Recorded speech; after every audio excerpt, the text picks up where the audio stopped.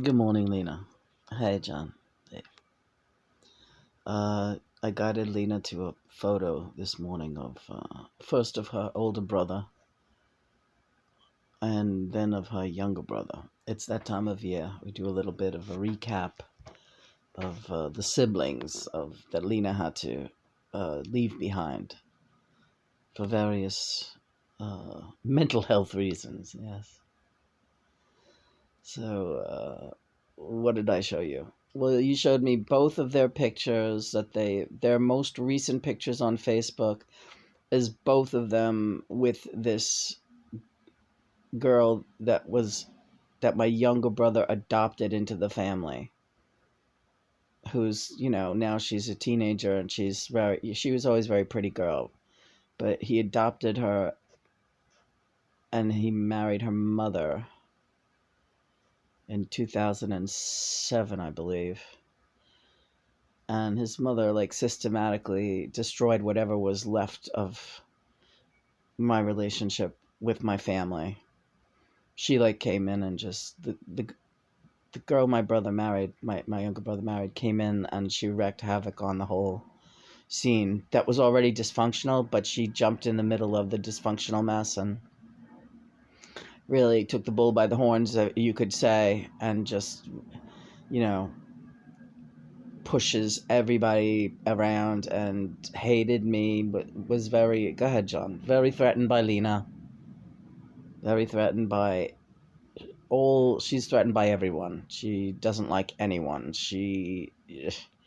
I try to tell Lena, you should never take that personally. She can't get along with anyone. She doesn't have a family of her own to get along with, and right. So, but the girl, the baby that woman brought in, and then she had an affair with a married man who had children already, and that didn't work out. She wanted him to leave his wife, I think. I'm not sure of the whole story because you never get an honest story from that person, my brother's wife. So, but she brought the baby into the family, and the baby that she brought in was like the very sweet baby, and very pretty, and I loved that child, and I wanted the best for her, and that child loved you. Well, I hope so, because I loved her. Hmm.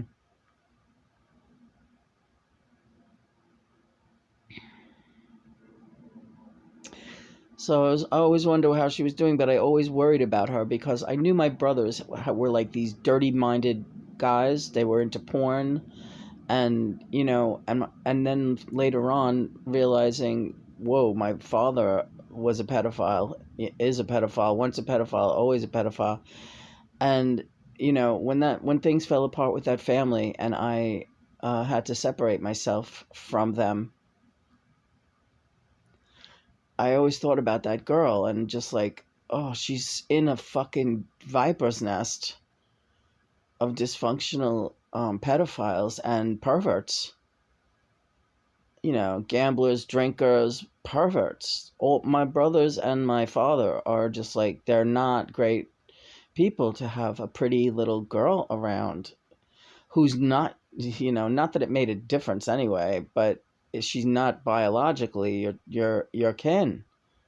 She's pretty much up for grabs, sitting on everybody's lap, innocent, hugging everyone. And my brother that married this girl's mother has been all over that kid from the beginning. And the only pictures he's ever posted on Facebook are him like mauling this kid with his hands all over her and her smiling sweet naturedly. And I just find it so hard to stomach, and that nobody says anything about this. His friends all like it. My parents like condoned it and said it's great. He's such a great father. He's not like a father. He's a weirdo. And this has been so apparent from the beginning. No matter what he tries to act like, I know what's in his mind. He used to tell me all his perverted little things that he liked to think about. And they included like little girl fantasies too. That kid used to tell me everything. He used to meet women in hotel rooms.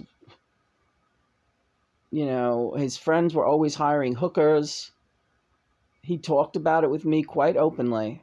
I would see him and his friend watching porn occasionally. I'd come in from a night of hanging out and they'd be watching somebody getting banged and some woman getting raped or whatever. And they were teenagers then, but still, why are you watching that? Why aren't you doing something normal? Anything's got to be normal compared to that, unless you're killing somebody. Listen, so I always did, yeah. So this is that time of year, and I said, okay, let's check in on your brothers, and I hate that, and I was like, I don't even want to look at their faces. My older brother sends me emails every birthday. Hi, best. That's like the one line email every birthday, and I'm supposed to be so fucking happy about that. I don't even like opening his email because it just brings up all kinds of memories. But I always say thank you. Thanks, Al. Dennis, forget it. The child molester, he does not. Yeah, I'm calling him a child molester. He is one. If he was, let me put it this way, if he ever had access to bathing that child when she was little, and I know he did, he's a child molester, because I know the way his mind works.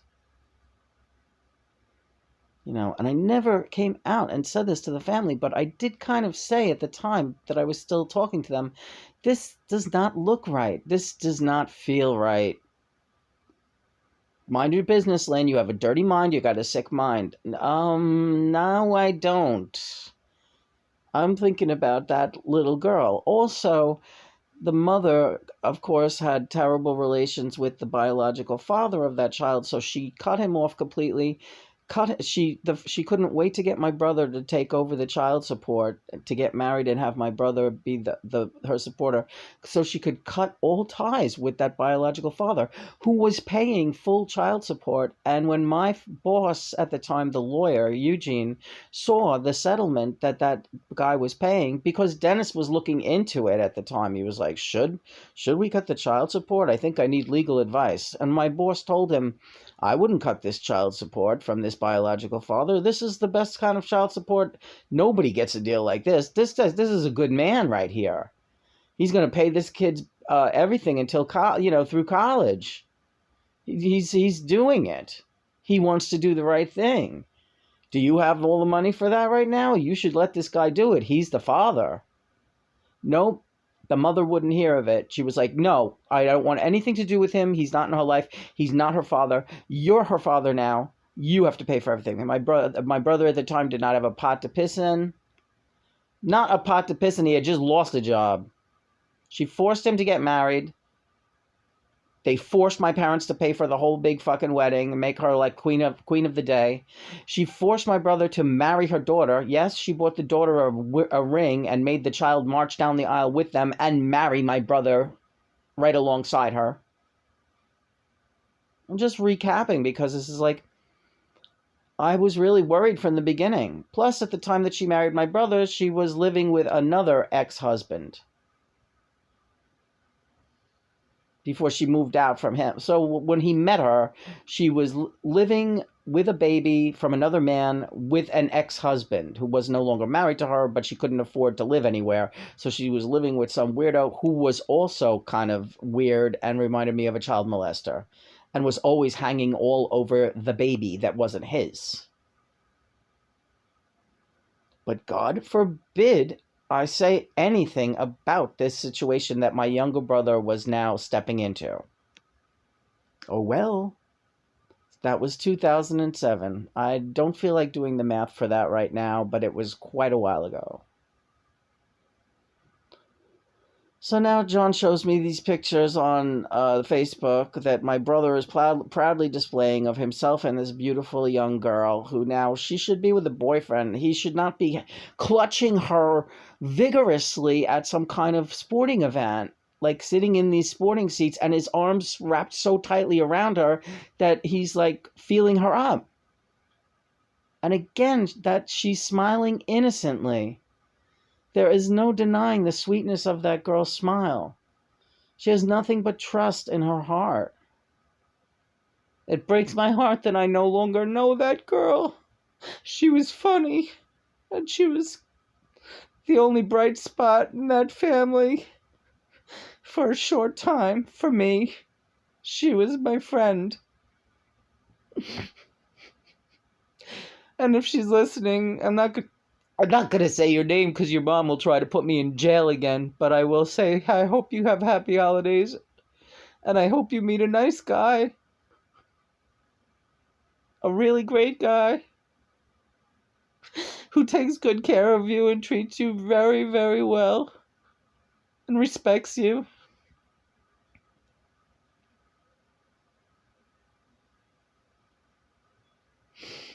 And I hope you get to meet your biological father. I don't know who he is, but John says he's a very, very good man. And I've always suspected that because you're such a good girl. Haley,